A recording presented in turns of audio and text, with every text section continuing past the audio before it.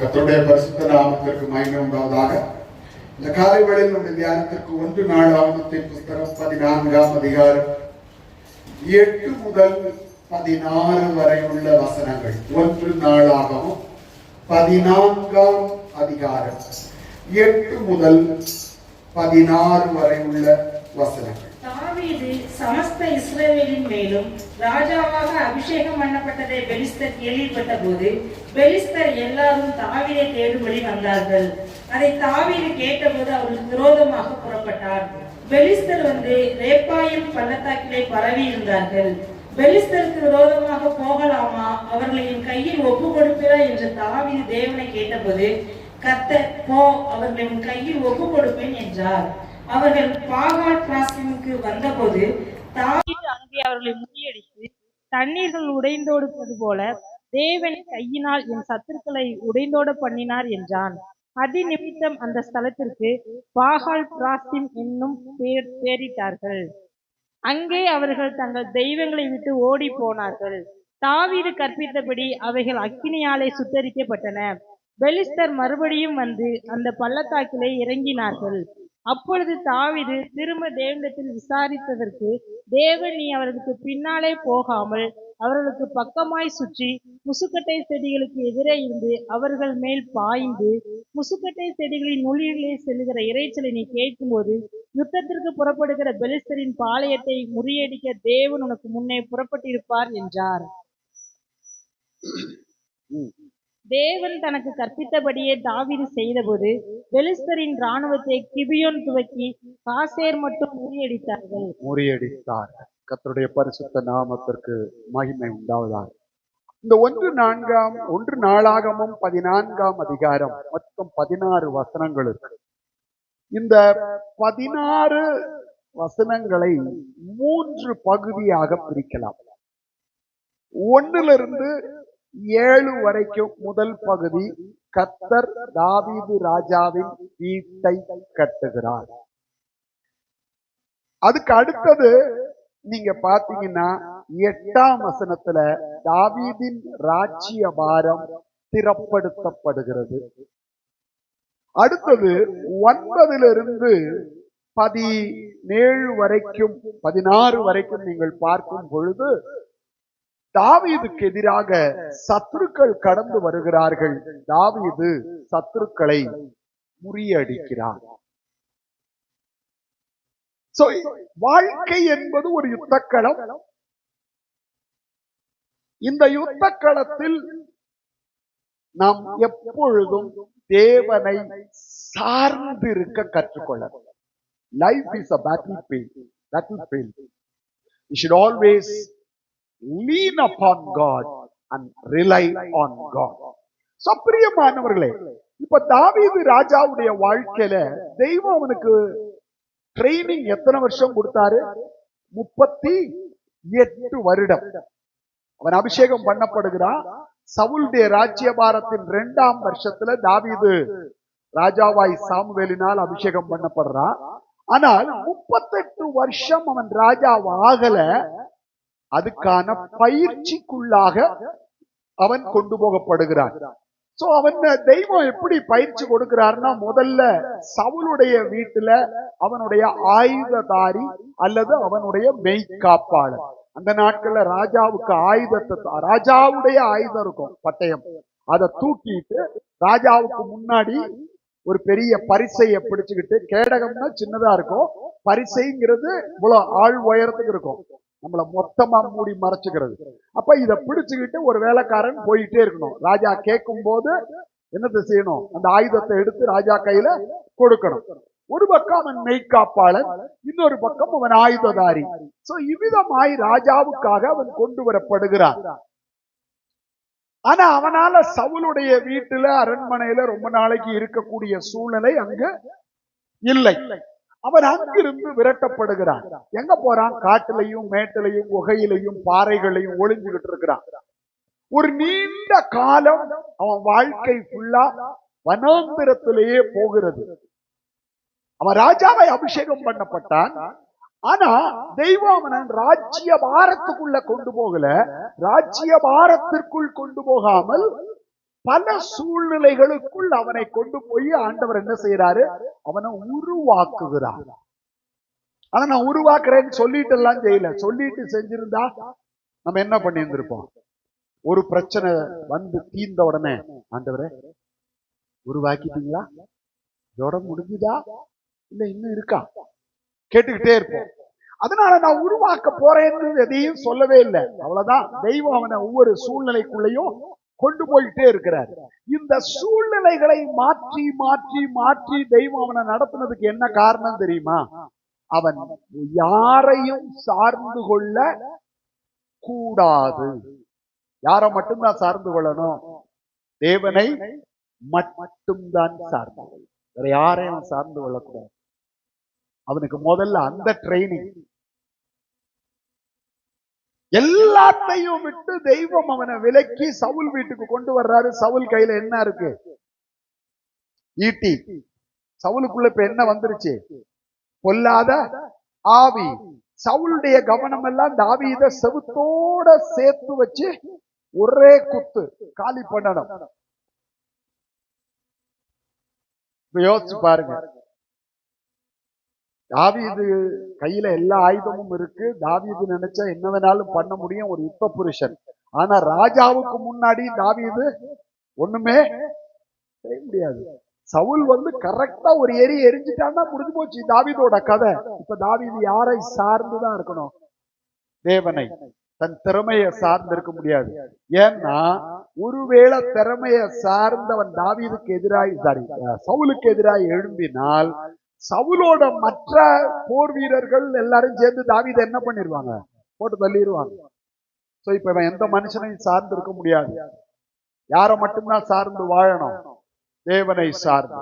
அங்க இருந்து விரட்டப்பட்டாயிடுச்சு. ரொம்ப நாளைக்கு அங்க இருக்க முடியல. திரும்ப திரும்ப ஈட்டியை எரிஞ்சுக்கிட்டே இருக்கிறான். என்னைக்காவது சொருகிட்டானா நம்ம கதை முடிஞ்சு போயிடும். அங்க இருந்து அவன் தப்பிச்சு ஓடுறான். ஓடி வனாந்தரங்களில் இருக்கும் போது சாப்பாட்டுக்கு கூட வழி இல்லை. ராஜாவா அபிஷேகம் பண்ணப்பட்டது. ஆனா இப்ப சாப்பாட்டுக்கே வழி இல்லை. ஆசாரியன் போய் கெஞ்சுறான். ஆசாரிப்பு கூட இடத்துல போய், பசியா இருக்கு, ஏதாவது வேணும். அவன் சொல்றான், ஒண்ணு என்கிட்ட இல்லையே. சமூகத்தப்ப மேஜையில அப்பங்கள் இருக்கு, அதுதான் இருக்கு என்கிட்ட, வேற ஒண்ணும் இல்லை. ஏன்னா அது யாரு மட்டும்தான் புசிக்கணும்? ஆசாரியர் மட்டும்தான் புசிக்கணும். ஆனா அந்த நாட்கள்ல தேவ சமூகத்துல புசிக்க வேண்டிய அப்பத்தை ஆசாரியர்கள் புசிக்காம வச்சுக்கிட்டு இருந்தாங்க. தாவீது போய் கேட்கிறான், அது பழசாயிடுச்சே, நேற்றைய தினத்துல புதுச அடுக்கி வச்சாச்சே. ஆக்சுவலா ஆசாரியருடைய வேலை என்ன தெரியுமா? பழைய அப்பத்தை எடுத்து வச்சுட்டு புதிய அப்பத்தை 2 வரிசையாய் மேஜையின் மேல அடுக்கி வச்சுட்டு பழைய அப்பத்தை பரிசுத்த ஸ்தலத்திலேயே இருந்து ஆசாரியர்கள் என்ன செய்யணும்? சாப்பிடணும். ஆனா அவனுங்களுக்கு அதை பத்தி எல்லாம் கவலை இல்லை. அப்பத்தை எல்லாம் தூக்கி ஒரு மூலையில வச்சுட்டு இதை அடுக்கி வச்சுட்டு இப்ப சடங்கு மாதிரி ஆக்கிட்டாங்க. எனக்கு என்னன்னு உட்கார்ந்து இருக்கிறாங்க. தாவீது போய் சாப்பாடு கேட்கிறான். சமூகத்து அப்பங்கள் தான் இருக்கு, தேவ சமூகத்துல வைக்கிற அப்பம். அது பழசாயிடுச்சு இல்ல, அப்ப அது சாதாரண அப்பம் தானே, அது நேரம் புசிக்கப்பட்டிருக்கணுமே, புசிக்கலையே, அதை எனக்கு கொடுங்க, வாங்கி சாப்பிடுறான். கையில பட்டையும் இல்ல. சவுலுக்கு தப்பிச்சு ஓடுறான். ஆசாரிப்பு கூடாரத்துக்கு ஓடுறான். ஆசாரி என்ன கேட்கிறான், ஏதாவது ஆயுதம் இருக்கான்னு. என்கிட்ட ஒரு ஆயுதமும் இல்ல, ஒன்னே ஒண்ணுதான் இருக்கு, கோலியாத்தினுடைய பட்டயம். நீர் அவனை கொன்றீரே, அந்த பட்டயம். பரவாயில்ல கொடு, அது போதும். வாங்கிட்டு போறான். இன்னொரு நேரம் சாப்பாட்டுக்கு வழி இல்ல. யாருக்கிட்ட ஆள அனுப்புறான்?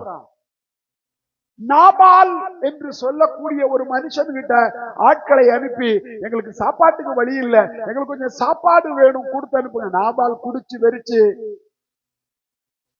கிண்டல் பண்றான், பரியாசம் பண்றான். தங்கள் எஜமான்களை விட்டு ஓடி போகிற வேலைக்காரர்கள் அநேகர். இப்படி ஓடி போற எல்லா வேலைக்காரனுக்கும் நான் சாப்பாடு கொடுக்க முடியாது. யார சொல்றான்? தாவீத. நீ சவுலை விட்டுட்டு ஓடுற. சவுல் அரண்மனையில் இருந்தா இப்படி சோத்துக்கு நீ இன்னைக்கு அலைய வேண்டிய சூழ்நிலை வந்திருக்காது. ஏன் சாப்பாட்டை நான் உனக்கு கொடுக்க முடியாது. பிரியமானவர்களே, கர்த்தர் அபிஷேகம் பண்ணின மனிதர்களை எப்படிப்பட்ட பாதையில் நடத்துகிறார்? பழைய ஏற்பாடாக இருக்கட்டும், புதிய ஏற்பாடாக இருக்கட்டும். ஒரு முறை நான் பாடுகளின் ஜீவியத்தை குறித்து ஒரு வகுப்பு எடுத்தேன். பாஸ்டர்ஸ். ஒரு பாஸ்டருக்கு கோபம் வந்துருச்சு. அப்ப பாஸ்டர்ஸ் நல்லா இருக்க கூடாதுன்னு நீங்க சொல்றீங்களா? நான் சொன்னேன், அப்படி சொல்லவே இல்லையா. ஒரு பாஸ்டர் நல்லா இருக்க கூடாதுன்னா அவரு சொல்றது நல்ல வசதியா நல்லா இருக்க கூடாதா? ஊழியக்காரன்னா கஷ்டப்பட்டுக்கிட்டு தான் இருக்கணுமா? நான் சொன்னேன், கர்த்தர் உன்னை நடத்த சித்தம் கொண்டிருக்கிற பாதையில போ. உன்னை நல்லா வச்சா நல்லா இருக்கு. ஆனா பாடுகள் நம்முடைய வாழ்க்கையில ஊழியக்காரனுக்கு மட்டுமல்ல, விசுவாசிக்கும் பாடுகள்ங்கிறது அவசியம். பாடுகள் இல்லாத ஒரு கிறிஸ்தவ வாழ்க்கை இல்ல. இயேசு கிறிஸ்து பாடுபட்டாரா இல்லையா?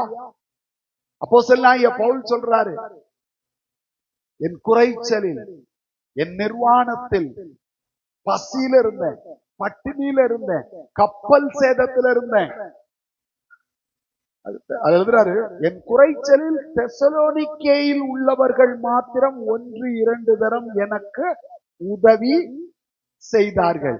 அப்ப அவருக்கு அவ்வளோ பெரிய அப்போஸ்தலனுக்கு வாழ்க்கையில என்ன வருது? குறைவுகள் வருது. ஒன்றுமில்லாத ஒரு நிலவரம் வருகிறது. அந்த நேரத்துல தெசலோனிக்கே சபையில இருந்து பவுலுக்கு உதவி செய்யறாங்க 1-2 தடவை. மற்ற நேரத்துல யாரும் எந்த உதவியும் செய்யல. அப்போ நான் இதெல்லாம் சொல்லித்தான் சொல்றேன். இதெல்லாம் என்னால ஏத்துக்க முடியாது. ஏன் ஊழியக்காரன் நல்ல கார் வச்சுக்க கூடாதா? வச்சுக்காங்க, கத்து தந்தா வச்சுக்காங்க. ஆனா உங்க நோக்கம் நல்ல கார் வச்சுக்கிறதா இருந்தா தட் இஸ் ராங். நல்ல கார் வச்சுக்கிறதுக்காக நான் ஊழியம் செய்யறேன்னு நினைச்சீங்கன்னா அது தப்பு. அது தப்பான நோக்கம். கத்த தந்தா வச்சுக்கோ, நான் வேண்டான்னு சொல்லல. ஊழியக்காரன் வசதியா இருக்க கூடாதா? அடுத்த கேள்வி. நான் என்ன சொல்றேன் அப்படின்னு கேட்டால், நான் பேர் சொல்ல விரும்பல. இதே திருச்சியில ஒரு பாஸ்டர், ஒரே ஒரு மகளும் மருமகனும் அமெரிக்காவில் செட்டில் ஆயிட்டாங்க. அவருடைய வீடு இன்றைக்கு ஒரு 3-4 கோடி ரூபாய்க்கு போகும். இங்க ஒரு தெரு, இந்த கேட்டு ஒரு தெருவுல, பின்னாடி கேட்டு வேற ஒரு தெருவுல. அவ்வளோ பெரிய அரண்மனை மாதிரி ஒரு வீடு. ஆனால் அவருடைய சபை இன்றைக்கும் கூரை. அந்த கூரையை சுத்தம் கூட பண்றது இல்ல, ஒற்றடிச்சு கிடக்குது. அங்க வர்றவங்க எல்லாம் சாதாரண ஆட்கள் கிடையாது. ஒருத்தர் ஸ்கூல் ஓனர், திருச்சியிலே ஒரு பெரிய ஸ்கூலோட ஓனர் அங்க விசுவாசி.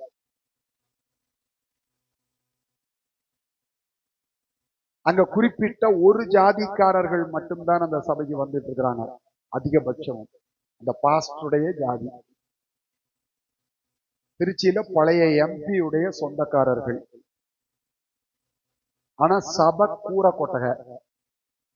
அப்ப ஒரு முறை நம்ம கிட்ட விசுவாசியாய் இருந்த ஒருத்தர் இப்ப இல்ல, அவர் அங்க வேலைக்கு போயிருக்கும் போது கேட்டிருக்காரு, என்னங்கய்யா கட்சி இவ்வளவு மோசமா இருக்கு, ஒருத்தனும் பொறுப்பெடுக்க மாட்டேங்கிறான். ஆல்பர்ட் எல்லா பயிலும் காசு வச்சிருக்கிறான், ஒருத்தனும் செய்ய மாட்டேங்கிறான். எனக்கு மட்டும் என்ன வயிற்று வலியா என்ன? அவனுங்க செஞ்சா செய்யட்டும், இல்லைன்னா நானும் அப்படியே இருக்கிறேன். ஒருத்தனும் பொறுப்பெடுக்க மாட்டேங்கிறான். 5 கோடி ரூபாய்க்கு வீடு கட்டுற உங்களுக்கு ஒரு 50 லட்சம் ரூபாய் செலவு பண்ணி ஒரு சர்ச்சு கட்ட முடியாதா? கட்டுறதுக்கு மனசு, அது விசுவாசி செய்யணும், அது நான் செய்ய மாட்டேன். இப்படிப்பட்ட மனநிலையிலும் ஊழியர்கள் இருக்கிறார்கள்.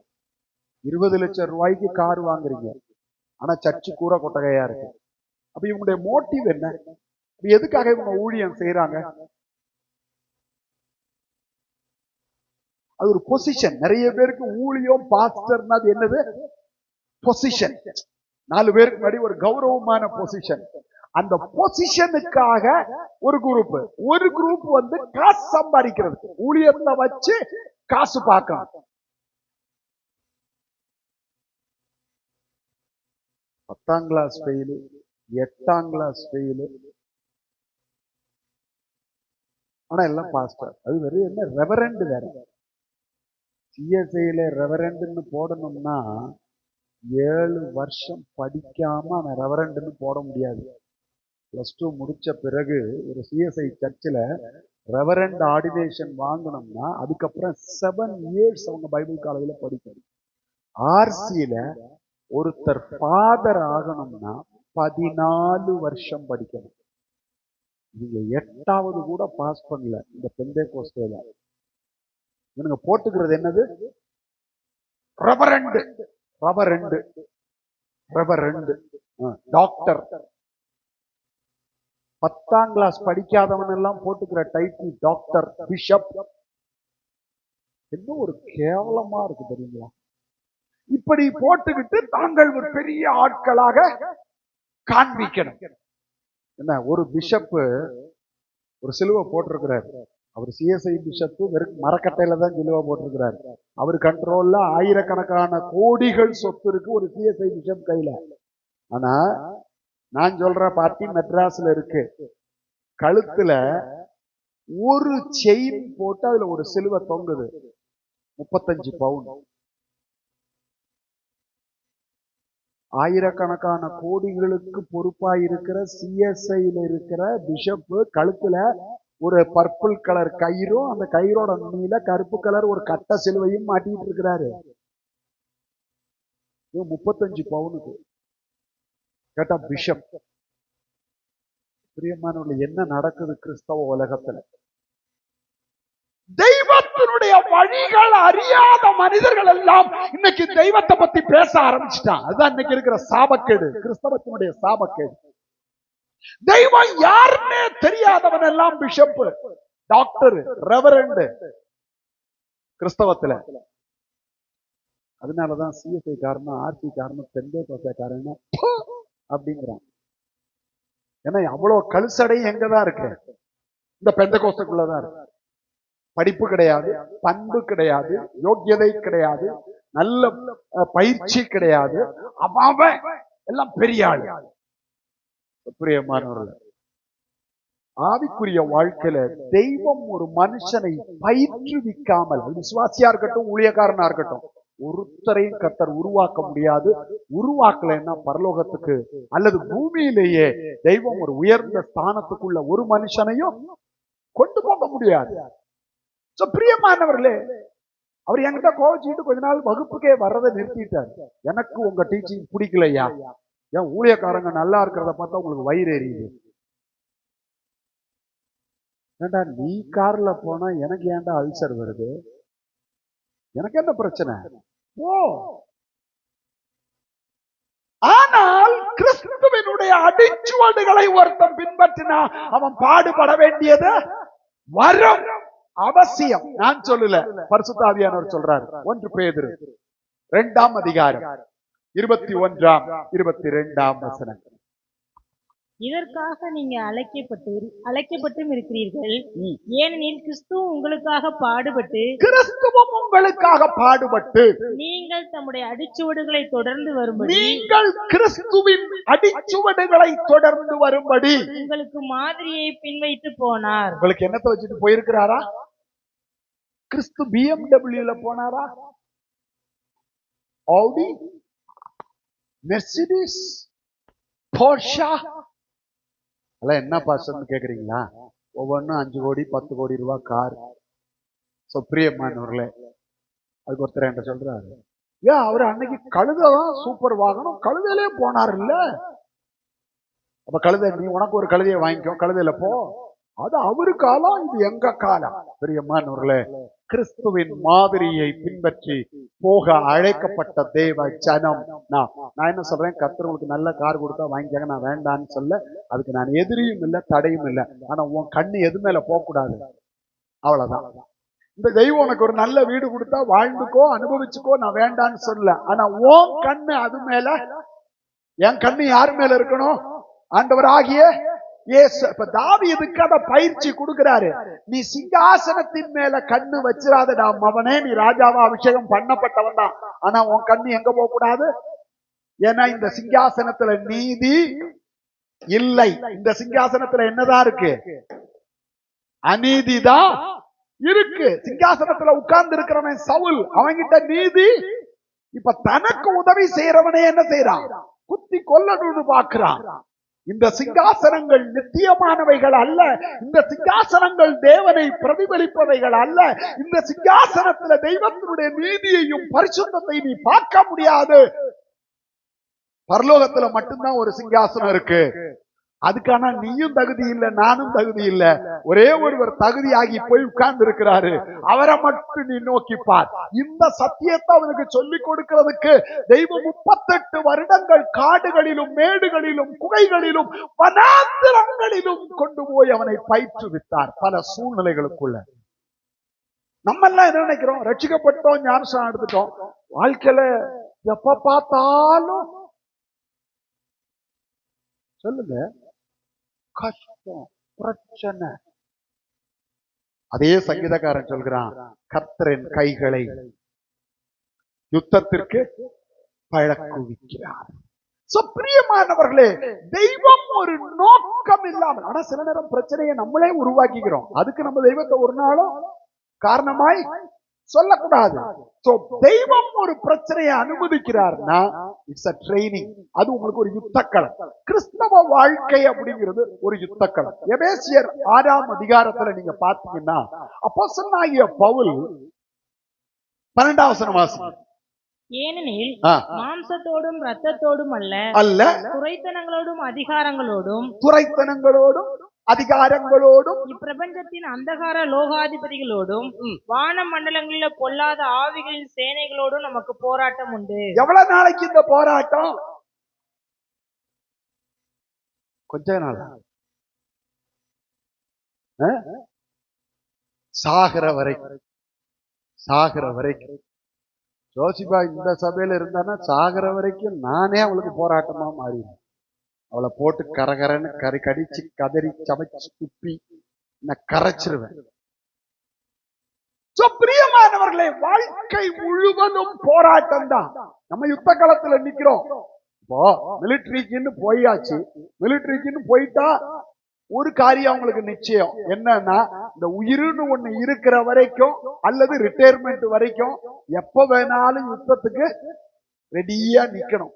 ஷூ போட்டிருக்கணும், யூனிஃபார்ம். யுத்தம் இல்லைன்னாலும் ஷூ போடணும், யூனிஃபார்ம் போட்டிருக்கணும், தலையில காப்பு போட்டிருக்கணும், பெல்ட் கட்டி இருக்கணும். யுத்தமே இல்லைன்னாலும் கையில துப்பாக்கியை வச்சுக்கிட்டு தான். வெறும் பெரேடு கிடையாது, துப்பாக்கியும் பிடிச்சுக்கிட்டு பெரேடும் போகணும். ஏன்டா யுத்தமும் இல்லை, ஒண்ணும் இல்லை, நிம்மதியா தூங்க விடுக்கலாம்? இல்ல, நீ போர் வீரன். வாழ்க்கையில எப்ப வேணாலும் யுத்தம் வரும். நீ வாழ்றதே யுத்தத்துக்காகத்தான். பிரியமானவர்களே, தீமோத்தேயுக்கு எழுதும் பொழுது பவுல் எழுதுறாரு தீமோத்தேயு ஒரு வாலிபனான ஊழியக்காரன். அவனுக்கு எழுதுறாரு, கிறிஸ்து இயேசுவுக்கு நல்ல போர் சேவகனாக 2ஆம் அதிகாரத்துல இருக்கு. நீ கையில மைக் எடுத்து வாசிங்க, அது அங்க இருக்கு. நீயோ எல்லாவற்றிலும் மனத்தெளிவுள்ளவனாயிரு, தீங்கு அனுபவி, சுவிசேஷகனுடைய வேலையை செய், உன் ஊழியத்தை நீயும் இயேசு கிறிஸ்துவுக்கு நல்ல போர்ச்சேவகனாய் தீங்கு அனுபவி. ஒரு போர்ச்சேவகனுடைய வாழ்க்கையில சுகம், போகம், உல்லாசத்துக்கு இடமே இல்ல. ஏன்னா அவன் யுத்த களத்திலே நின்றுகிட்டு இருக்கணும். ட்ரைனிங்கே எங்கதான்? லடாக்ல பனி பாறை இருக்கிற இடத்துல. சியாச்சென்னு ஒரு இடம் -27 -36 வெட்ட ஆடும். அவங்களுக்கு சமைக்க முடியாது. வாரத்துக்கு ஒரு தடவை ரொட்டிய சுட்டு, அதுக்கு கெடாது, அத அலுமினியம் ஃபாயில்ல கட்டிட்டு வேக வச்ச பருப்பையும் கொண்டு போய் அவங்களுக்கு கொடுத்துட்டு ஹெலிகாப்டர்ல வந்துருவாங்க. அதான் பார்டர், பாகிஸ்தான் பார்டர். அவங்க அதை நெருப்பு மூட்டி சூடு பண்ணி அந்த வாரம் அடுத்த ஹெலிகாப்டர் 3 நாளைக்கு ஒரு தடவை வரும். வர்ற வரைக்கும் அதைத்தான் சாப்பிடணும். சிலர் நெருப்பு பத்தாது. கிறிஸ்து இயேசுவுக்கு போர் சேவகனாக, நல்ல போர் சேவகனாக. பிரியமானவர்களே, இன்னைக்கு உலகத்திலேயே எத்தனையோ ராணுவ வீரர்கள் வேறு தீங்கு அனுபவிக்கிறாங்க. ஆனா ஆவிக்குரிய மனிதர்கள் சொல்றவங்களுக்கு எங்க வாழ்க்கையில தீமையே சத்தமா சொல்லுங்க, வரக்கூடாது, வரவே கூடாது. ஆனால் தாவீதுடைய வாழ்க்கையில தெய்வம் அவனை பயிற்றுவித்த பொழுது பயங்கர போராட்டம். சரி, 38 வருஷ போராட்டத்தை முடிவுக்கு கொண்டு வர்றாரு தெய்வம். 38 வருஷ ட்ரைனிங் முடியுது. சவுல் செத்து போயிட்டான், யுத்தத்துல மாண்டு போனான். இப்ப தாவீது ஆண்டவர்கிட்ட கேட்கிறான், ஆண்டவரே நான் யூதாவின் பட்டணங்களில் ஒன்றில் போய் குடியிருக்கலாம். கர்த்தர் போகிறார். ஏற்கனவே அபிஷேகம் பண்ணப்பட்டவன், இத கேட்கணும்னு அவசியம் இல்ல. ஆனா தாவீது இந்த 38 வருஷத்துல ஒரு காரியத்தை நன்றாய் உணர்ந்திருந்தா, நாளைக்கு என்ன நடக்கும்னு எனக்கு சத்தமா சொல்லுங்க. தெரிஞ்சவங்க கை தூக்குங்க. ஒருத்தர் கை தூக்க மாட்டேங்கிறீங்களா? சரியா? அடுத்த நிமிஷம் என்ன நடக்கும் சொல்லுங்க. தெரியாது. பக்கத்துல இருக்கிற மனுஷர் நாளைக்கு எப்படி மாறுவாங்க? கொத்னி இல்லையா? வா, நேரம் வரும், எனக்கும் ஒரு நேரம் வரும், நான் உண்டு இல்லைன்னு காமிக்கிறேன். என்னைக்காவது ஒரு நாள் ஸ்கூட்டர்ல காத்த உருவிட்டு விட்டுறேன் நான். பிரியமானவர்களே, அவனுக்கு என்ன, அதாவது அவன் இந்த 38 வருஷத்துல படிச்சது என்னன்னா, அடுத்த நேரம் என்ன சாப்பாட்டுக்கு சொல்லுங்க கிடைக்கும்னு தெரியாது.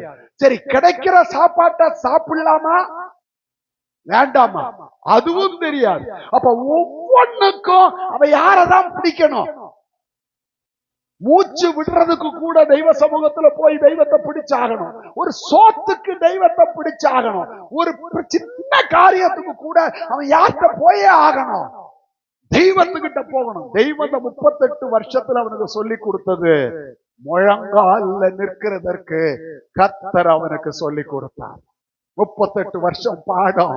முழங்கால்ல நிற்கிறதுக்கு மட்டும் 38 வருஷம் பாடம்.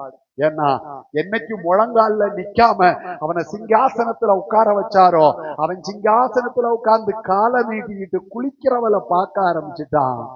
அவன் வாழ்க்கை நாசமாய் போய்விட்டது. பிரியமானவர்களே, முழங்கால்ல நிற்கிற மனிதன் தேவனை பார்க்கிறான். முழங்கால்ல நிற்காத மனிதனா வேற யாரையோ பார்க்கிறான், எதையோ பார்க்கிறான். கர்த்தர் நமக்கு பயிற்றுவிக்கிறது தாவீதின் மூலமாய். முழங்கால்ல நிற்க, முழங்கால்னு நான் சொல்றனால நீங்க எல்லா நேரமும் நெடுமுழங்கால்ல நின்று ஜெபம் பண்ணுங்க நான் சொல்லல. கர்த்தரை தேடுங்க. படுக்கையில கர்த்தரை தேடுற அளவுக்கு அவனை பின்னாட்கள்ல பயிற்சி கொடுத்து கர்த்தர் வைத்திருந்தார். ராஜாமங்களில் உண்மை நான் என்ன செய்யறேன்? தேடுறேன். ராமுழுசு என் என்னுடைய படுக்கையை நான் கண்ணீரால நினைக்கிறேன். என் வாழ்க்கையில தெய்வம் இல்லைன்னா இந்த சிங்காசனமும் இல்ல, இந்த குடும்பம் இல்ல, எனக்கு ராஜ்யம் இல்ல, எனக்கு ஒண்ணும் இல்ல, ஏன் இந்த உயிர் கூட இல்லை. அதவன் உணரக்கூடிய இடத்துக்கு கர்த்தர் கொண்டு வந்தார். கொண்டு வந்த பிறகு கர்த்தர் கேட்கிறான், நான் எங்க போகணும்? யூதாவின் பட்டணத்துல எங்க போகணும்? ஹெப்ரோனுக்கு போ. இவனுக்கு சம்பந்தமே இல்லை. இவன் ஊரு பெத்லகேம். இவனை பெத்லகேமுக்கு போன்னு கர்த்தர் சொல்லல. எங்க போ சொல்றாரு? ஹெப்ரோனுக்கு போ. அது ஒரு மலை தேசம். ஹெப்ரோனுக்கு போறான். அங்க வச்சு யூதா ஜனங்கள் அவனை முதலாவது ராஜாவாய் அபிஷேகம் பண்ணுகிறார்கள். அபிஷேகம் பண்ண உடனே கர்த்தர் அவனுக்கு ஒரு பெரிய குடும்பத்தை கொடுக்கிறார். நேரம் இல்லை எல்லா வசனங்களையும் வாசிக்கிறதுக்கு. 2ஆம் வசனம், 3ஆம் வசனம், 4ஆம் வசனம் பாருங்க. அவன் எப்ரோன்ல வச்சு ராஜாவை அபிஷேகம் பண்ணப்படுறான். அங்க ஒரு குடும்பம் வருது. திரும்ப அவனுக்கு எருசலேமுக்கு வர்றான். எருசலேம்ல வச்சு சமஸ்த இஸ்ரவேலும் அவனை ராஜாவாய் அபிஷேகம் பண்றாங்க. அதுக்கு பிறகு பாத்தீங்கன்னா எருசலேம்ல அவனுக்கு மனைவிகள், பிள்ளைகள் எல்லாம் கிடைக்குது. கர்த்தர் அவனுக்கு குடும்பத்தை கட்டி வைக்கிறார். தெய்வம் ஒரு மனுஷனுக்கு முதல்ல என்ன ட்ரைனிங்க கொடுத்துட்டு தான் குடும்பத்தை தர. நம்ம எல்லாம் எப்படி என்ன பண்றோம்? நம்ம என்ன பண்றோம் சொல்லுங்க. நமக்கு எந்த ட்ரைனிங்கும் கிடையாது. ஆனா 24 எத்தனை வயசுல தாஸ் கல்யாணம் ஆச்சு? 32ல. அப்ப கரெக்டா தான் இவன் போன வாரம் சொல்லிருக்கான். 32 வயசு ஆனாலும் பரவாயில்ல.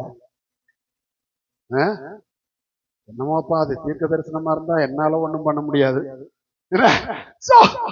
நம்ம அவசரப்பட்டு 22 வயசு, 25 வயசு, 27 வயசுல எல்லாம் கல்யாணம் பண்ணிட்டு ஒரு ட்ரைனிங்கும் கிடையாது. நான் சொல்ற ட்ரைனிங் நீங்க நினைக்கிற ட்ரைனிங் இல்ல. முதல்ல இன்னொரு ஆளை வச்சு வாழ்றதுக்கு மனதளவுல ட்ரைனிங் வேணும். எங்க ஆர்சிலையா அவங்க ட்ரைனிங்க கொண்டு உடப்புல போடும். அது கிளாஸ், கேட்டகிசம் கிளாஸ். அந்த கிளாஸ் எல்லாம் வச்சு இது பிராக்டிக்கல் ட்ரைனிங் வேணும். நான் சொல்ற பிராக்டிக்கல் வேற. காட்டுல மேட்டுல எல்லா மனுஷரையும் சந்திச்சு எல்லாரோட ஒத்து போய் எல்லா சூழ்நிலைகளையும் பொறுமையா இருக்கணும், ஜெபிக்கணும், காத்து இருக்கணும், தேவன் வழி திறக்கிற வரைக்கும் பேசாம மௌனமாய் அமைதலா இருக்கணும். பல ட்ரைனிங். தாவீதுக்கு நான் நினைக்கிறேன் 38 வருஷம் தெய்வம் கொடுத்த ட்ரைனிங் என்னவா? நீங்க எத்தனை வயசுல கல்யாணம் பண்ணீங்க? கொழுப்பு பாத்தீங்களா? 19 வயசுல 20 வயசுல குட்டியே போட்டுட்டு இப்ப பாவமா. தெய்வம் அவனுக்கு கொடுத்த ட்ரைனிங் என்ன தெரியுமா? இப்ப கூட மனுஷர் கூட இல்ல. மனுஷர் இருந்தா பேசியாவது தீர்த்துக்கலாம், ஆத்திக்கலாம். இப்ப அவன் என்ன செஞ்சுதான் ஆகணும்?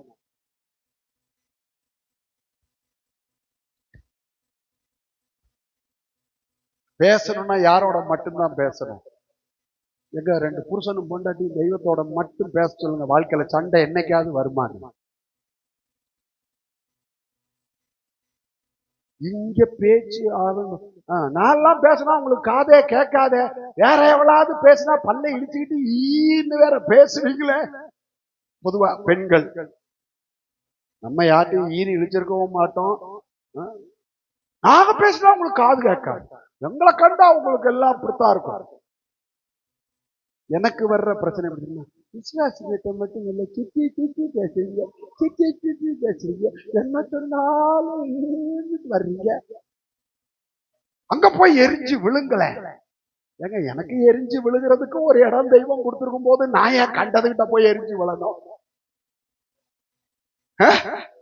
எனக்கு எரிஞ்சு விழுறதுக்கு ஒரு ஆளா தெய்வம் கொடுத்திருக்கும் போது நான் போய் இவள்கிட்ட எரிஞ்சு விழா அர்த்தம் வர போயா? உன் சபையும் சரி, உன் ஊழியமும் சரி, என்ன அமைச்சு இந்த ஆளு லாய்க்கு போட மாட்டாரு, சபைக்கே போவேணாம் அப்படின்ட்டுருவா. தெய்வம் அடுத்த வாரம் என்ன பண்ண போறான்னு தெரியல. 4 கொட்டு வேற கொட்டி விட்டுட்டேன். பிரியமானவர்களே, அப்ப அமைதலா இருக்க முதலாவது கற்றுக்கொள்ளுங்க. கற்றுக்கொண்டா வாழ்க்கையில நிறைய பிரச்சனைகளை நம்ம சமாளிச்சிடலாம். 2வது, தெய்வ சமூகத்துல போய் மௌனமா அமர்ந்துருங்க. அவன் யாரோட பேசுறான் தெரியுமா? தன் ஆத்துமாவோட. என் ஆத்துமாவே ஏன் எனக்குள், என் ஆத்துமாவே தியங்குகிறாய். யாரை நோக்கி காத்துரு? அவர் என் முகத்துக்கு ரட்சிக்குமானவரை நோக்கி நான் இன்னும் காத்திருப்பேன். ஆத்துமமே ஆண்டவரை தொழுதேற்று இந்நாள் வரை அன்பு வைத்தாதிருக்க உன் ஆண்டவரை தொழுதேற்று.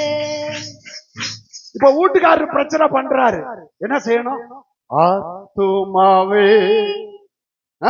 என் முழு உள்ளமே உன் ஆண்டவரை தொழுதேற்று இந்நாள் வரை அன்பு வைத்தாதிருக்க உன் ஆண்டவரை தொழுதேற்று.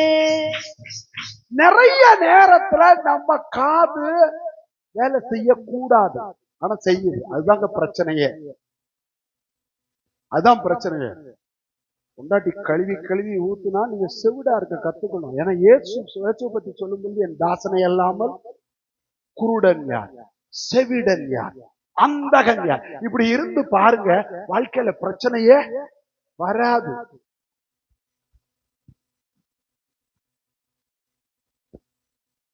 வாழ்க்கையில எந்த பிரச்சனையும் வராது. இப்ப தாவீதுக்கு அதுதான் ட்ரைனிங். ஆனா கர்த்தர், இப்ப நல்லா கவனிங்களேன், குடும்பம் பெருகுச்சு, பிள்ளைகள் பெருகுனாங்க, பிரச்சனையும் பெருகுச்சு. இவன் அவனை போட்டு தள்ளணும்னு நினைக்கிறான், அவன் அவளை போட்டு தள்ளணும்னு நினைக்கிறான். குடும்பத்துக்குள்ளேயே பெரிய குழப்பம். ஆனாலும் கர்த்தர் தாவீதுக்கு முதலாவது குடும்பத்தை கட்டினார், 2வது ராஜ்யபாரத்தை உறுதிப்படுத்தினார், 3வது இப்ப தாவீதினுடைய கையில சத்துருக்களை கர்த்தர் கொண்டு வந்து கொடுக்கிறார். முதல்ல குடும்பத்தை கொடுக்கிறார். அங்கேயே சத்துருவை எப்படி டீல் பண்ணோன்னு சொல்லுங்க. குடும்பத்திலேயே கத்துக்கணும். ஆனா அங்க டீல் பண்ற மாதிரி வெளியில இருக்கிற சத்துரு கிட்ட டீல் பண்ண முடியாது. சத்துருவுல பல டைப் இருக்கு. ஒரு மனுஷனுடைய சத்துரு, அந்த சத்துரு கிட்ட வேற மாதிரி டீல் பண்ணோம். ஓகேயா? சோ அடுத்தது இப்போ குடும்பத்தை விட்டுட்டு இப்ப வெளியில இருந்து சத்துருக்களை கத்தர அனுமதிக்கிறார். ஏன்னா நினைக்கிறோம் ராஜா அப்படின்னா அப்படி ஏர் கண்டிஷன் ரூம்ல சிங்காசனம், தங்க சிங்காசனத்துல கால் மேல் கால் போட்டு உட்கார்றதுதான் ராஜாவுடைய வேலை இல்ல. பழைய ஏற்பாட்டின் நாட்கள்ல ராஜாக்களுடைய பிரதான வேலை யுத்தத்துக்கு போறது, சத்துருக்களை நிர்மூலமாக்குறது, ஜனத்தை பாதுகாப்பது. அதுக்குதான் தெய்வ ராஜாவை வச்சிருந்தாரு. பிரியமானவர்களே, இன்னைக்கு நம்முடைய வாழ்க்கையில தெய்வம் நம்மை ஆசீர்வதிக்கிறதுக்கு ரெடியா இருக்கிறார்.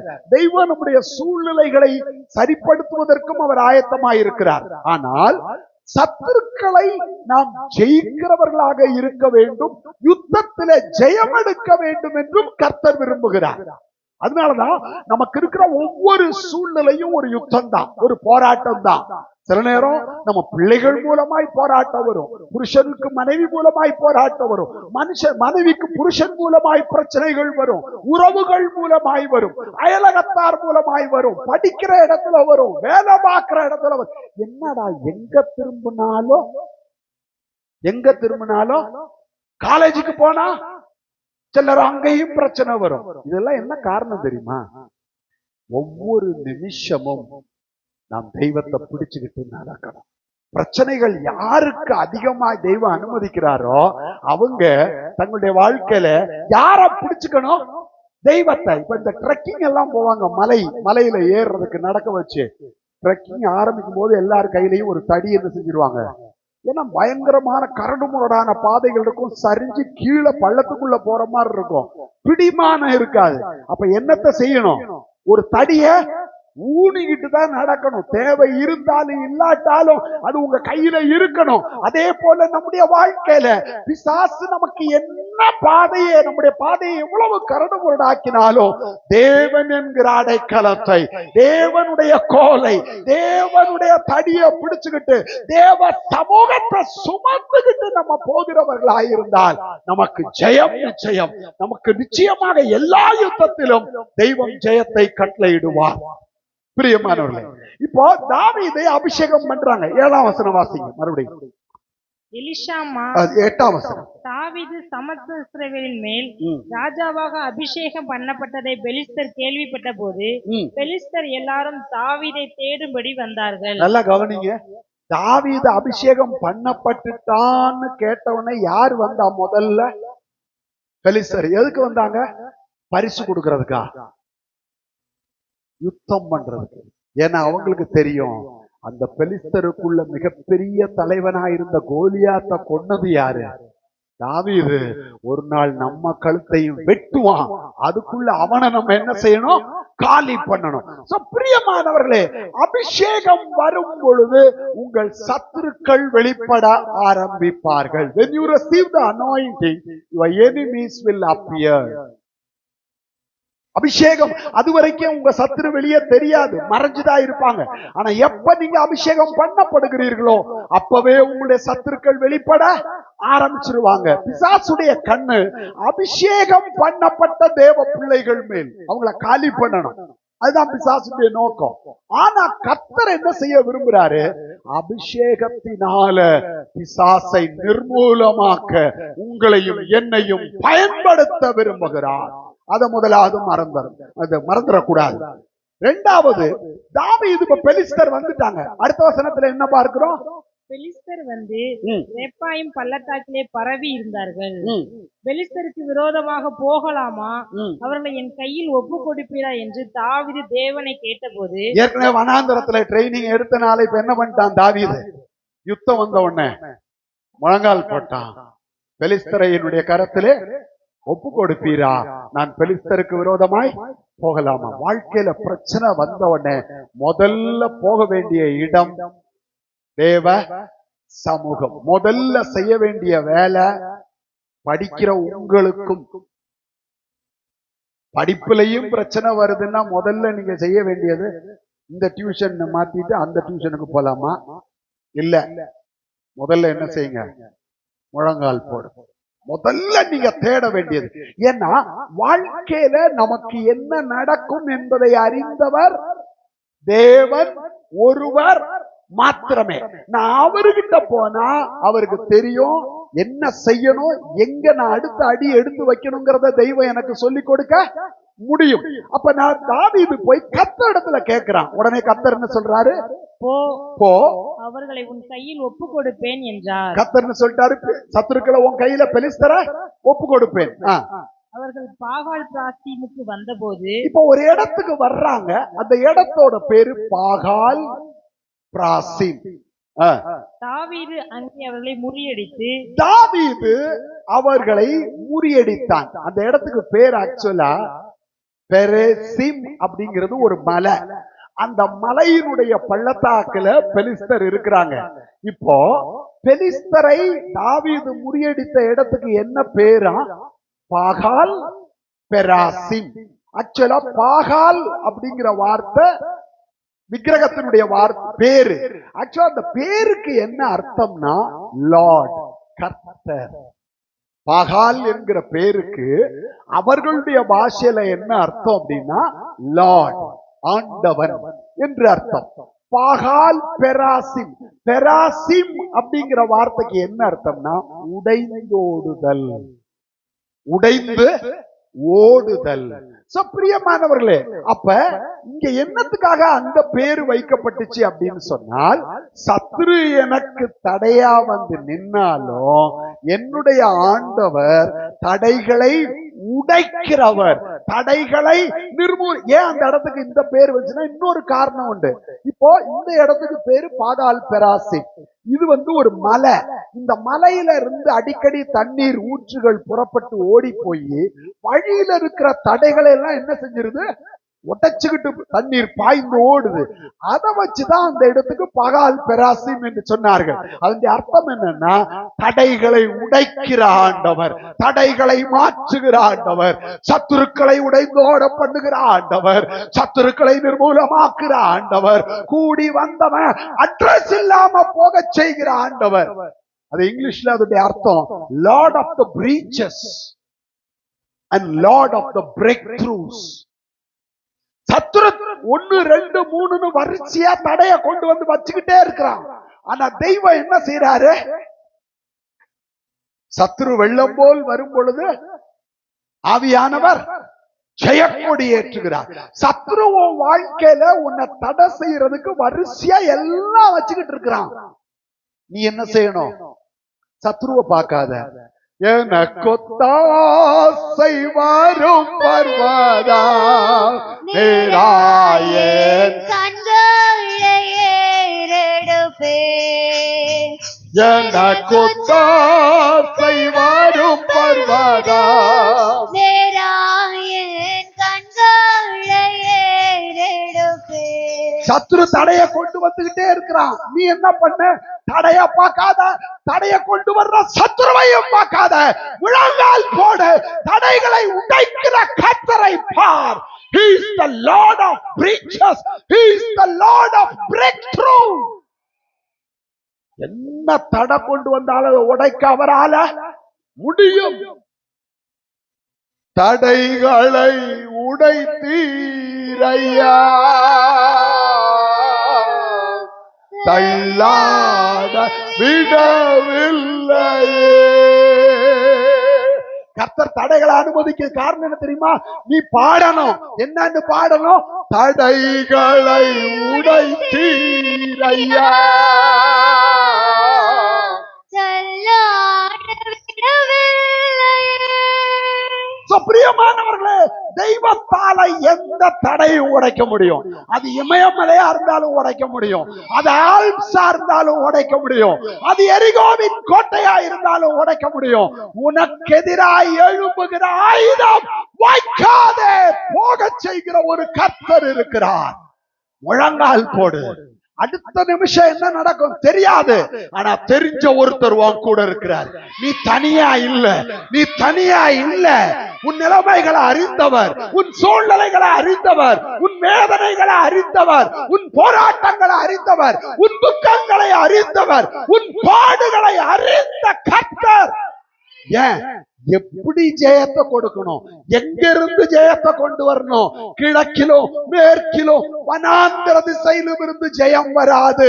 வடக்கிலிருந்து, வடதிசையில் சியோன் பர்வதத்திலிருந்து, தேவ சமூகத்திலிருந்து ஜெயத்தை கட்டளையிடுகிற தேவன் உன்னோடு கூட இருக்கிறாரு. நீ தனியா இல்ல.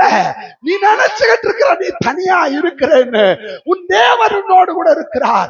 தடைகளை உடைக்கிற கர்த்தர், என்ன, எல்லா சத்ருவையும் நிர்மூலமாக்குற தேவன் உன்னோடு கூட இருக்கிறார். ஆனா நீ அவரை நோக்கி பார்க்கறதும் இல்ல, அவரை தேடி போறதும் இல்ல, முழங்கால்களை மடக்கிறதும் இல்ல. அவரோடு பேசாம நீ யாரோட பேசி உனக்கு என்ன நன்மை உண்டாக போகுது? யோசிச்சு பாருங்க. பிரியமானோட சங்கீதக்காரன் எழுதுறான், அவன் தெய்வத்தை பார்த்துதான் எழுதுறான். 84ஆம் சங்கீதம் 1ஆம் வசனம். சேனைகளின் கர்த்தாவே, யாரோட பேசுறா? சேனைகளின் கர்த்தாவே, உமது வாசஸ்தலங்கள் எவ்வளவு இன்பமானவைகள். Speak to the Lord. போதும். Speak to the Lord. அடுத்தவன் வீட்டை பார்க்காத, அடுத்தவன் நிலைமைய பார்க்காத, அடுத்தவன் சூழ்நிலைய பார்க்காத, சொந்தக்காரனை பார்க்காத, ஃப்ரெண்ட்ஸ பார்க்காத, கர்த்தரை நோக்கி பார். கர்த்தரோடு பேசு. உன் நிலைமை அவருக்கு தெரியும். உன் நிலைமைய மாற்ற அவரால மட்டுமே முடியும். மனுஷனுக்கு உன்கிட்ட நன்மை கிடைக்குதுன்னா உன் கூட வருவான். உன்கிட்ட இருந்து நன்மை கிடைக்கலன்னா ₹1 கூட இருக்க போறது இல்ல. உன்னை விட்டுட்டு ஓடுவான். ஆனா உன்னை விட்டு விடாதவர், உன்னை விட்டு கொடுக்காதவர், உன்னை விட்டு விலகாதவர், உனக்கு வழியை திறக்கிறவர், உனக்கு ஜெயத்தை தருகிறவர், உன்னோடு கூட இருக்கிறவர், உலக தோற்றத்துக்கு முன்பதாகவே உன்னை கண்டவர். அவர் அப்படி பாகால் பிராசி எவ்வளவு பெரிய தடையும் உடைக்கிற கர்த்தர். The Lord of the breaches and the Lord of the breakthroughs. உன் வாழ்க்கையில எங்க எதை எப்போ எப்படி உடைக்கணுங்கிறது அவர் ஒருத்தருக்கு மட்டும்தான் தெரியும். அவர் ஒருத்தருக்கு மட்டும்தான் தெரியும். உன் வாழ்க்கை அவர் கையில, உன் எதிர்காலம் அவர் கையில. சங்கீதக்காரன் சொல்கிறார், என் காலங்கள் உம்முடைய கரத்தில் இருக்கிறது. அவரை விட்டுட்டு யார்கிட்டையும் ஓடாத, அவரை விட்டுட்டு யார்கிட்டையும் உதவி கேட்காத, அவரை விட்டுட்டு யாரும் உனக்கு ஒரு நன்மையும் செய்ய போறது இல்ல. பாகால் பெராசி தடைகளை உடைக்கிறவர். எப்படி அந்த மலையிலிருந்து வர்ற அருவி வழியில இருக்கிற மலைய கூட உடைச்சுக்கிட்டு தெரிச்சுக்கிட்டு போக வைக்குதோ, எவ்வளோ பெரிய பாறையையும் உடைக்க உன் கர்த்தர் உன்னோடு கூட இருக்கிறார். உன் கர்த்தர் உனக்காக இருக்கிறார். அவரை விட்டுட்டு மனுஷன் பின்னாடி ஓடாத, அவரை விட்டுட்டு மனுஷனை தேடாத, இன்னைக்கு இருக்கிற நிலைமைய பார்க்காத. நாளைய தினம் உன் கையில இல்ல, உன்னை அழைத்த கர்த்தருடைய கரத்துல. இன்றைக்கு வேணா அது உன் கையில இருக்கலாம். நீ இன்னைய நிலைமையை பார்த்து சோர்ந்து போகாத. நாளைய நிலைமையை கர்த்தர் மகிமை உள்ளதாய், மாட்சிமை உள்ளதாய், மேன்மை உள்ளதாய், கனத்துக்குரியதாய் மாற்ற அவரால் முடியும். அவரால கொல்லவும் முடியும், அவரால உயிர்ப்பிக்கவும் முடியும். பிரியமானவர்களே, ஒருத்தன் சொல்றான், ஐயரே நாங்கள் அமிழ்ந்து உமக்கு, நீ அழிவ பாக்குற. அவரு காற்றும் கடலும் தன்னுடைய காலுக்கு கீழே இருக்கிறத பாக்குறாரு. நீ சமாதானமாக்குறைய போய் சேர போறத அவர் பாக்குறாரு. ஆனா நீ என்னத்தை பார்த்துக்கிட்டு இருக்கிற? காற்றையும் கடலையும். ஐயோ இப்ப கதை முடிஞ்சது இல்ல. உன் கதையை தீர்மானிக்கிறது, உன் கதையை எழுத ஆரம்பிச்சது நானு. உன் கதை எப்ப முடியணும், அது எங்க முடியணும், அது எப்படி முடியணும், அது மகிமையாய் முடியணுமா, அது கனத்துக்குரியதாய் முடியணுமாங்கிறத தீர்மானிக்க போறது நான் என்று கர்த்தர் சொல்கிறார். பிரியமான தெய்வ ஜனமே, பாகால் பெரேசிலே சத்துருக்கள் சிதறுண்டு போனார்கள். பிரியமானவர்களே, நீங்க முழங்கால நில்லுங்க. பெராசிம் என்கிறது மலை. இயேசு ஜெபிக்கிறதுக்கு எங்க போறாரா? மலைக்கு போகிறார். ஜெப வாழ்க்கைய கட்டி எழுப்புங்க. He will be the Lord of breaches and breakthroughs. அவர் உங்களுடைய வாழ்க்கையில அதிசயங்களை செய்கிற கர்த்தராயிருப்பார். இன்னைக்கு இருக்கிற நிலைமைய பார்க்காத. Don't turn back. பின்னாடி திரும்பி பார்க்காத. பார்த்தீங்கன்னா நீ உப்பு தூணா மாறிடுவ. Don't turn back. முன்னாடி பாரு, கர்த்தரை பாரு, எப்படி செய்ய போறாரு எனக்கும் தெரியாது, உனக்கும் தெரியாது. ஆனா செய்கிறவருக்கு தெரியும். எப்படி செய்வார், என்ன செய்வார், எங்கே செய்வார், எப்பொழுது செய்வார். உம்மை நம்பி வந்தேன். படல உம் தயை என்னை கைவிடல. உம்மை நம்பி வந்தேன் நான் வெட்கப்படல. உம் தயை என்னை கைவிடல. வெறும் கையாய் நான் கடந்து வந்தேன். இரு பரிவாரங்கள் எனக்கு தந்தி வெறும் கையாய் நான் கடந்து வந்தேன். இரு பரிவாரங்கள் எனக்கு தந்தி. எல்லோகே எல்லோகே எல்லோகே உம்மை துதிப்பேன். எல்லோகே ஆமென். எல்லோகே உம்மை துதிப்பேன். காயப்பட்டிருந்தேன், கண்ணீர் சென்றேன். கலங்கின எனக்காக இறங்கி வந்தீர். உனக்கு இறங்குகிறவர் ஒருவர் மாத்திரம்தான். கண்ணீர் சென்றேன். கலங்கின எனக்காக இறங்கி வந்தீர். உடன்படிக்கை என்னோடு செய்து இலக்கிட்டையாவை என்னோடு செய்து இலக்கிட்டையாவையும் திரும்ப தந்து.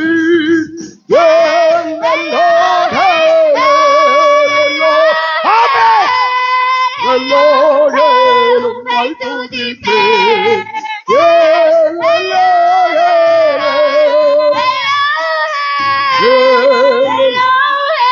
உம்மை துதிப்பேன். இங்க ஒரு ரகசியத்தை நீங்க பார்க்கணும். 12ஆம் வசனம் வாசிங்க. அங்கே அவர்கள் தங்கள் தெய்வங்களை விட்டு ஓடி போனார்கள். எப்போ சத்துருக்களை கர்த்தர் முறியடிச்சாரோ, தாவீது கையில ஒப்பு கொடுத்தாரோ, என்னத்தை விட்டுட்டு ஓடுனா தெய்வங்கள். உனக்கு எதிராக அநேக வல்லமைகள் போராடிட்டு இருக்கு, அநேக அசுத்தாவிகள் போராடுது. ஆனா நீ கர்த்தரை பிடிச்சீன்னா அந்த அசுத்தாவிய எவனுமே சீந்த கூட போகட்டான். எல்லாம் தூக்கி விட்டு எறிஞ்சிட்டு இது நம்மளை காப்பாத்துன்னு நினைச்சோம், இது நம்மளை கைவிட்டுருச்சுன்னு தூக்கி வீசிட்டு ஓடுறான். உனக்கு எதிராக வந்த வல்லமைகள் இப்போ உன் காலுக்கு அடியில கீழே தூக்கி வீசப்பட்டிருக்கிறது. கர்த்தரால முடியும். உனக்கு எதிராக எழும்பும் ஆயுதம் வைக்காதே போகும். எந்த வல்லமை போராடினாலும் நீ பயப்பட வேண்டியதில்லை, நீ கலங்க வேண்டியதில்லை. அவன் செய்வன செஞ்சிட்டானா எவன் வேணாலும் செய்யட்டும்.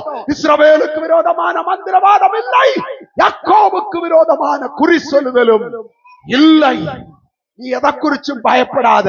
இப்ப ஒரு பக்கம் சத்துருக்களையும் காலி பண்ணிட்டாரு, இன்னொரு பக்கம் சத்துருக்களுக்கு பின்னாடி வேலை செஞ்ச விக்கிரகத்தையும் காலி பண்ணிட்டார். பிரியமானவர்களே, கர்த்தர் ஒரே கல்லுல 2 மாங்கா, ஒரே நேரத்துல மனுஷனையும் கர்த்தர் காலி பண்றாரு. பெலிஸ்தருடைய தெய்வங்களை வீசிட்டு அவன் உயிர் தப்புனா போதும்னு.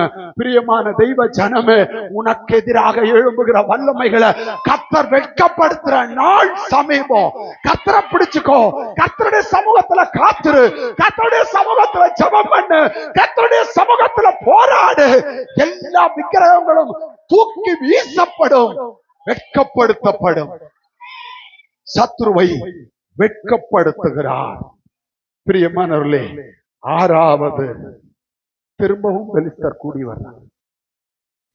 இவ்வளவு ஆன பிறகு பெலிஸ்தர் தோத்து போயிட்டு திரும்ப பாத்தீங்கன்னா 13ஆம் வசனம், பெலிஸ்தர் மறுபடியும் வந்து அந்த பள்ளத்தாக்கிலே இறங்கினார்கள். பாடம் படிக்க மாட்டாங்க. மொத்தமா கூண்டோட காலியாகிற வரைக்கும் இவனுங்க பாடம் படிக்க போறது இல்ல.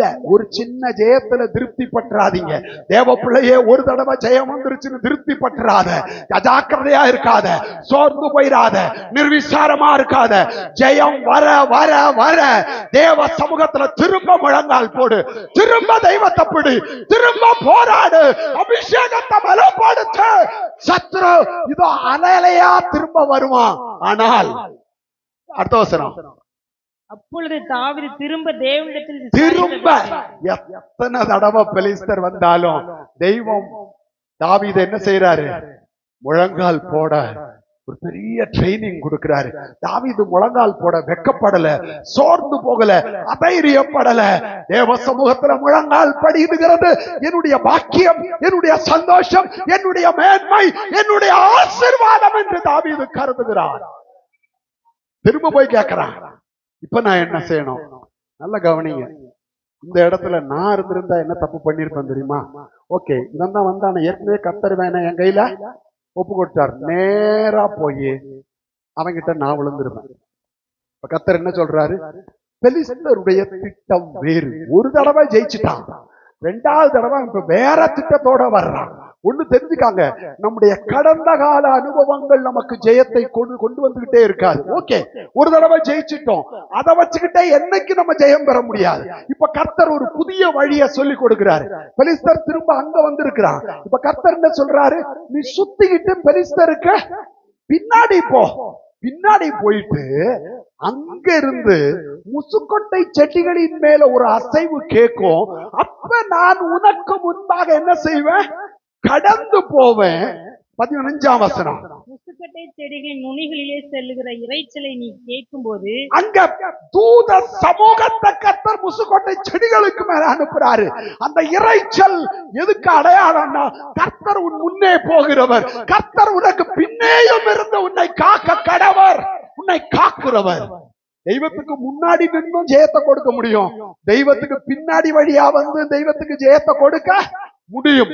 சத்துரு என்ன திட்டம் போட்டாலும் சரி, நீ பின்னாடி சுத்திட்டு வா. முசுக்கோட்டை செடி மேல ஒரு சத்தம், இறைச்சல் கேட்கும். நான் உனக்கு முன்னாடி போறேன். கேட்கும் போது யுத்தத்திற்கு புறப்படு, பெலிஸ்தரின் பாளையத்தை முறியடிக்க தேவன் உனக்கு முன்னே புறப்பட்டிருப்பார் என்றார். இதுதாங்க மேட்ரு.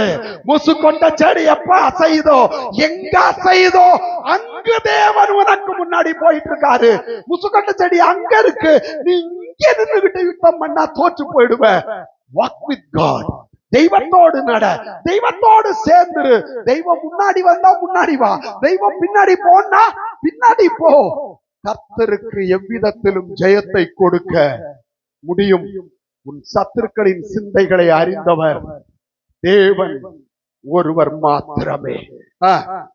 16ஆம் வசனம், தேவன் தனக்கு கற்பித்தபடியே தாவீது செய்த போது பெலிஸ்தரின் ராணுவத்தை கிபியோன் துவக்கி காசேர் மட்டும் முறியடித்தார்கள்.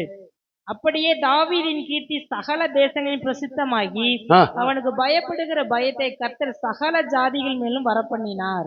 ஒரு ஜாதிய அடியோட காலி பண்ணினா எல்லா ஜாதினா நம்ம ஊர் ஜாதி இல்ல, பிசாச சொல்றேன். இந்த ஜாதி பிசாசு. பிசாசுல பல டைப் இருக்கு. ஒன்ன நீ அடியோட காலி பண்ணினா உனக்கு எதிராக எந்த வல்லமையும் எழும்பாது. அவைகள் மேல் ஒரு பயத்தை கர்த்தர் என்ன செய்யறாரு? கட்டளையிடுகிறார். உனக்கு பயப்படுகிற பயம். பிரியமான தெய்வ ஜனமே, தெய்வத்துக்கு பயந்தா போதாது, தெய்வ ஜனத்துக்கும் சத்துருக்கள் என்ன செய்யணும்? பயப்படணும். பிசாசு உங்களை நினைக்கிறதுக்கே பயப்படணும். கர்த்தரால அப்படிப்பட்ட அற்புதத்தை செய்ய முடியும். பிரியமானவர்களே, ஒரு தடவை ஜெயிச்சிட்டீங்க, ஆனா பெலிஸ்தர் இன்னும் உயிரோட இருக்கிறான். அவனை அடியோட என்ன பண்ண? காலி பண்ண. அப்ப சகல தேசங்களிலும் தாவீதுடைய கீர்த்தி பரவும். கர்த்தர் எல்லாருக்குள்ளும் தாவீதை குறித்த பயத்தை கொண்டு வருவார். நாம் முழங்கால் படியிடுவோம், நம்முடைய கண்களை மூடுவோம். கர்த்தர் பெரிய காரியங்களை செய்கிறவர். நீ சோர்ந்து போற, நீ உன்னுடைய புத்தீனத்தை பார்க்கிற. Don't see your foolishness, see the wisdom of God, see the power of God, see the glory of God, see the might of God. தேவனுடைய மகிமைய, தேவனுடைய பராக்கிரமத்தை, தேவனுடைய அதிசயம் செய்கிற கரத்தை பார். உங்க வாழ்க்கைய தலைகீழா புரட்டி போடுகிற, நீங்க நினைக்காத காரியங்களை செய்கிற ஒரு தேவன் உங்களோடும் என்னோடும் இருக்கிறார். ஏதோ நம்ம கேட்ட ஒரு ஜெபத்துக்கு பிச்சை போடுற மாதிரி போட்டுட்டு என் வேலை முடிஞ்சதுன்னு இருக்கிற தெய்வம் அல்ல. நம்முடைய எதிர்காலத்தை தீர்மானிக்கிற தெய்வம், நம்முடைய வாழ்க்கையின் ஒவ்வொரு அடியையும் தீர்மானிக்கிற தெய்வம், நம்முடைய எதிர்கால சந்ததியை குறித்து தீர்மானிக்கிற தெய்வம், நம்முடைய எதிர்கால ஆசீர்வாதங்களை தீர்மானிக்கிற தெய்வம். நம்மள மட்டுமில்ல, நம்முடைய எதிராயிருக்கிற வல்லமைகளை குறித்தும் தீர்மானிக்கிற கர்த்தர்.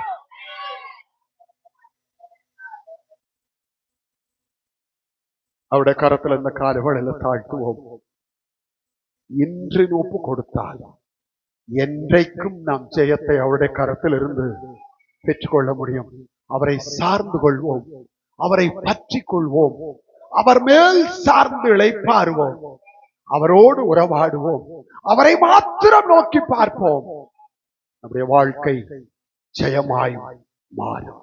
கிருபையும் இரக்கம் உள்ள எங்களுடைய நல்ல பிதாவே, இந்த காலவேளைக்காய் ஸ்தோத்திரம். எங்களுடைய ஆராதனை மட்டும் நீர் பொறுப்பெடுத்து ஆசீர்வாதமாக்கி தந்த தயவுக்காய் ஸ்தோத்திரம். எங்களோடு பேசினதுக்காய் ஸ்தோத்திரம். நாங்கள் எவ்வளவாய் உம்மை பற்றி கொள்ளுகிறவர்களாயிருக்கணும்.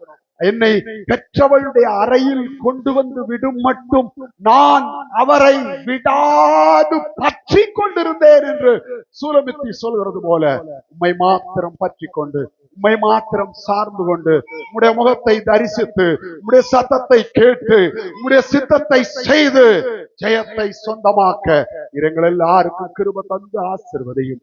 இந்த நாள்ல யாவரோடும் தேவ கிருபை கூட இருக்கட்டும். ஒவ்வொருவரையும் உடைய சட்டைகளுக்குள் மூடி மறைத்து ஆசீர்வதிப்பீராக. துதி கன மகிமை உமக்கு செலுத்துகிறோம் இயேசுவின் நாமத்தில் பிதாவே. என் ஆத்துமாவே கர்த்தரை ஸ்தோத்தரி, என் முழு உள்ளமே அவருடைய பரிசுத்த நாமத்தை ஸ்தோத்தரி. என் ஆத்துமாவே கர்த்தரை ஸ்தோத்தரி, அவர் செய்த சகல உபகாரங்களையும் மறவாதே. ஆமென். நம்முடைய கர்த்தராகிய இயேசு கிறிஸ்துவின் கிருபையும் பிதாவாகிய தேவனுடைய அன்பும் பரிசுத்த ஆவியானவருடைய ஐக்கியமும் பாதுகாவலும் நாம் அனைவரோடும் சகல பரிசுத்தவான்களோடும் கர்த்தருடைய வருகை பரியந்தம் இருப்பதாக. ஜெயம் கொடுக்கும்